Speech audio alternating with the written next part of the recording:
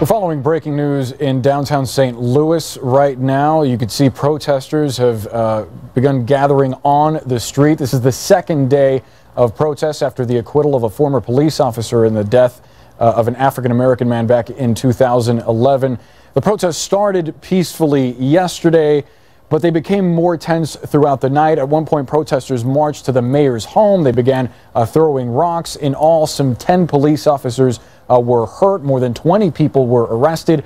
And right now, they are blocking traffic. We are joined on the phone by CNN's Ryan Young, who was there last night when things got out of hand. Ryan, bring us up to date with what you're seeing.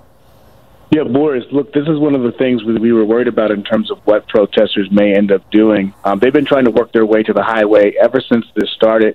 What we've noticed now is they've found another major thoroughfare where they can kind of sit down, lay in the middle of the street. This is how it started yesterday. It was very peaceful. Everything was fine. You talk about that moment where someone threw rocks through the mayor's window.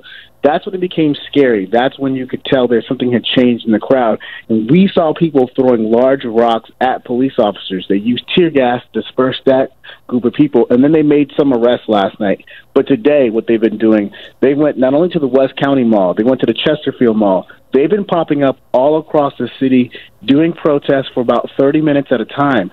But we've noticed every single hour, it seems like it starts to grow. You see more people starting to engage. Whether or not this is being spread through social media, whether or not there's a time to meet, we're not sure just yet. But there's been consequences, of course, because the Ed Sheeran concert has been canceled, the U2 concert has been canceled. But the good news is, so far today, it has remained peaceful. People are chanting, they're moving along. But right now, you see them shutting down that intersection in the University City Loop. So you can tell the actions probably will continue through the night, Boris.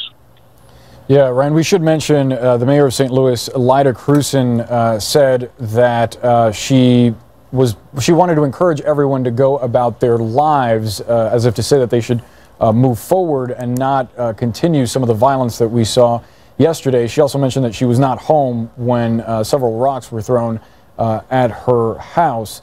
Ryan, go ahead. Oh, I was going to say, this is definitely having an impact. We were just inside a restaurant maybe 10, 15 minutes ago, just talking to the business owners, and they were saying the last 2 days they've been without business, and that it's really starting to affect them. They were expecting all this traffic from the concerts and from people coming to events. That's all been shut down because people don't want to come downtown. They don't want to deal with this. So there's another ripple effect from this that's going on. Of course, a lot of the protesters, and Boris, you've mentioned this before, we're so close to Ferguson. The idea that some of this has still not healed from 3 years ago with the situation with Michael Brown. There are people who are really angry about this. And again, the protests remained peaceful for most of the evening, and then around nighttime, it turned, and we saw some incidents that were pretty ugly. And you talk about the fact that several officers were injured in this. You know, hopefully tonight we're not looking for another long night when it comes to these protesters and police having some confrontations. Ryan, earlier in the hour, we heard from that officer that was acquitted. Have we heard from Anthony Smith's family? Well, I believe they and the attorney talked a little bit yesterday. And as you can imagine, I think there's just never going to be a total healing when it comes to this, because obviously you have people who watched that videotape. They saw something they did not like.